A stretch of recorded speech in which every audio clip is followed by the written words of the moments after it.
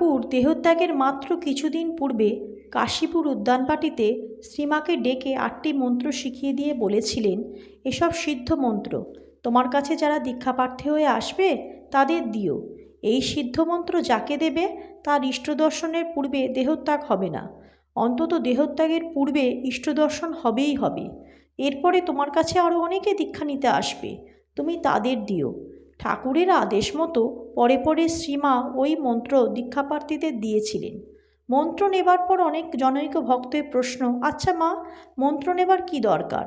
মন্ত্র জপ না করে যদি কেউ মা কালী বলে ডাকতে থাকে তাহলে হয় না?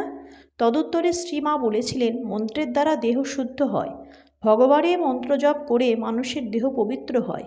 এই বলে তিনি পুরাণের একটি গল্প বললেন। নারদ একবার বৈকুণ্ঠে গেছিলেন, বসে ঠাকুরের সঙ্গে কথা কইলেন। নারদ যখন চলে গেলেন, ঠাকুর লক্ষ্মীকে বললেন, লক্ষ্মী, এখানে গোবর দাও। লক্ষ্মী জিজ্ঞাসা করলেন, কেন ঠাকুর?